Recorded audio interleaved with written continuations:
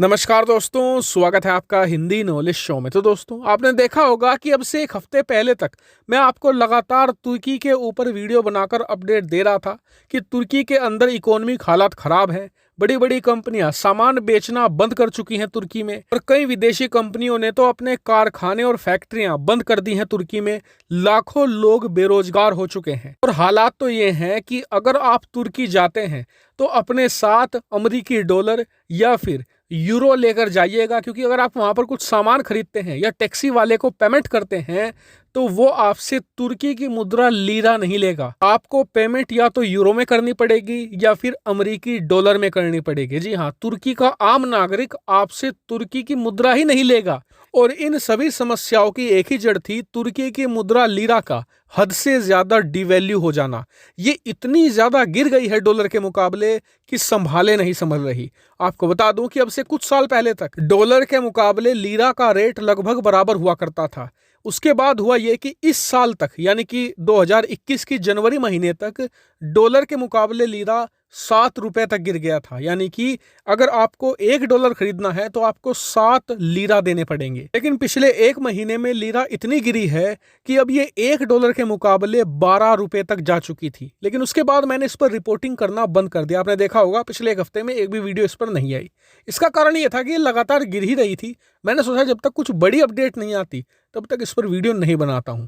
लेकिन आज इस पर एक नहीं, 2 बहुत बड़ी अपडेट आई है। तो आपके लिए पहली अपडेट तो ये है कि जो लीरा है वो डॉलर के मुकाबले ऑल टाइम लो पर जा चुकी है।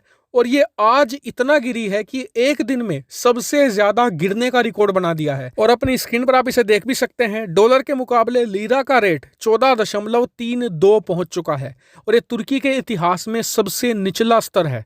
इसके बाद तुर्की के अंदर महंगाई ने आज अपने रिकॉर्ड तोड़ दिए हैं। लेकिन असली समस्या ये है तुर्की की सरकार के लिए कि मान लीजिए पहले वो एक बिस्किट का पैकेट 7 लीरा में इंपोर्ट करते थे। अब उसी एक बिस्किट के पैकेट के लिए तुर्की की सरकार को 14.5 लीरा देने पड़ेंगे।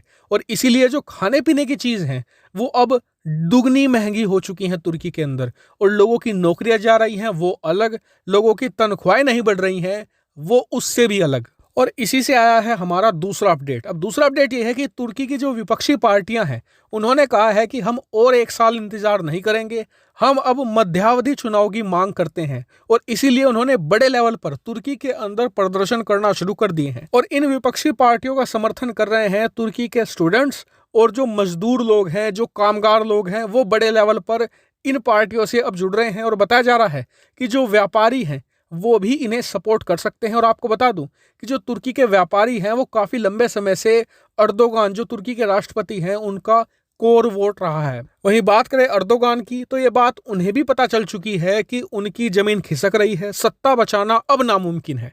अब नहीं बचा सकते अर्दोगान अपनी सत्ता। तो ऐसे में उनके पास एक साल है।